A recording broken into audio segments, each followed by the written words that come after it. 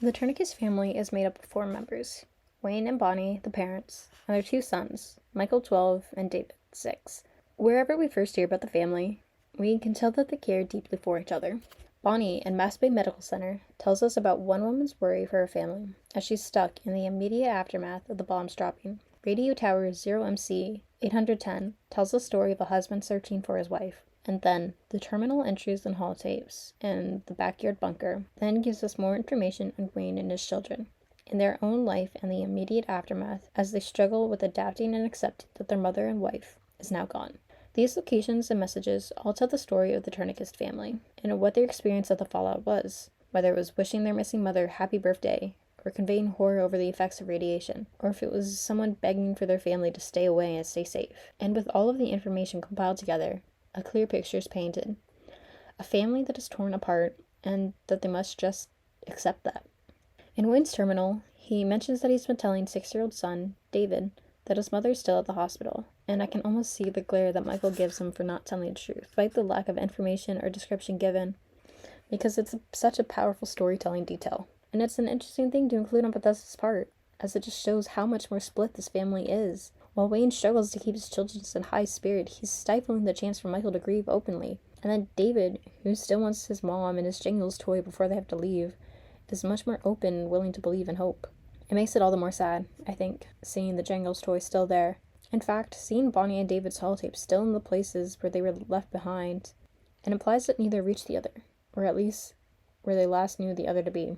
Like many people carrying around the wedding rings for Nate and Nora, or the Hi Honey holotape around, I want to picture Bonnie and Wayne doing the same, listening to the other's voice, even if it sounds pained and desperate, just because it's a lost one's voice.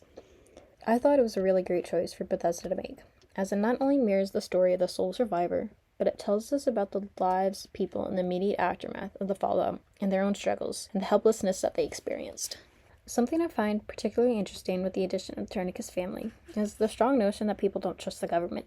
And yeah, obviously people don't trust the government. That makes sense. As we've seen, many people in pre-war Boston didn't like Mayor Hildebrand, but Wayne and Bonnie take it to another level. Wayne hacks into his director's terminal to send anything he gets to his own. They then accept the invitation to Vault 75, but they instruct their children to run from it, and to run from their teachers. And, side tangent, I can only imagine how a child as young as 12 would be feeling in this moment, and I consider Michael brave for his actions in saving not just himself, but his younger brother. Okay, but anyways, the Tourniquets have a much higher level of mistrust within the government and Vault-Tec, and I really enjoy reading this distrust. It creates a devastating story not just of loss and separation, but a complete loss in faith in the people who are supposed to, and fail to, protect them. Just to start, at Mass Bay Medical Center with Bonnie's holotape, and how she's being forced to work with the military treating wounded, we get an idea of what the military groups around pre-war Boston and after were doing. Now, there's not a lot of direct information that we get, but there is so much that is being implied if we can look a little deeper. For one, immediate health impact from the people affected by what I can only assume to be radiation. I also want to point out that we know that the glorification process can be quick, and it's possible that Bonnie saw the first stages of this process. Bonnie notes she's been forced to treat people who are on death's door, and can only work to make them comfortable. Personally, it makes me wonder what type of injuries was she treating?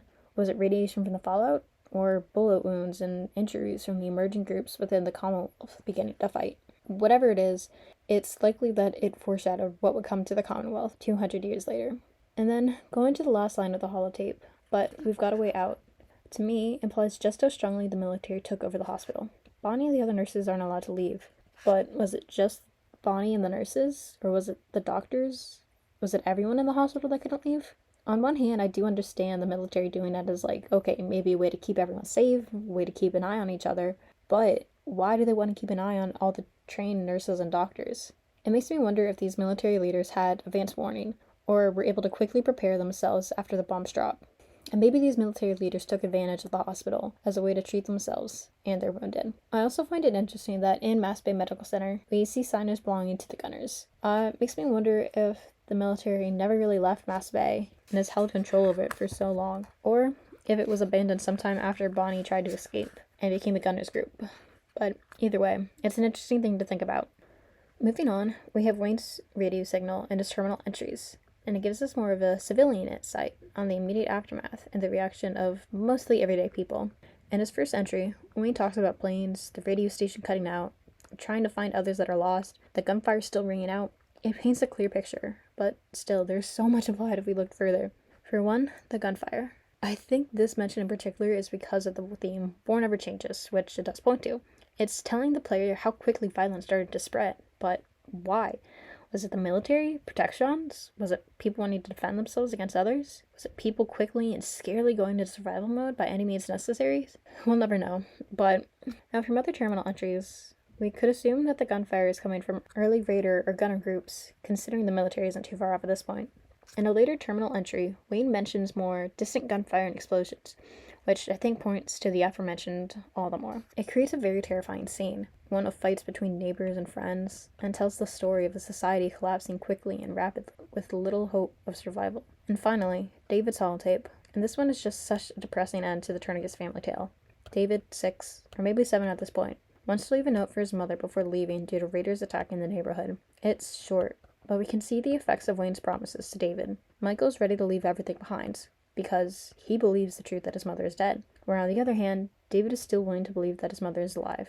Wayne is forcing them to leave, because if he can't protect his wife, he will do what he can to protect his children. Where on the other hand, David is still willing to believe that his mother is alive, and willing to believe in the hope that she'll find him again. And I think that's another theme Fallout 4 aims for. This idea that there are families wanting to protect each other no matter what. And many of these families come pre-war, such as Hildebrand's, but there's still families like this in the Commonwealth, such as Piper and Nat.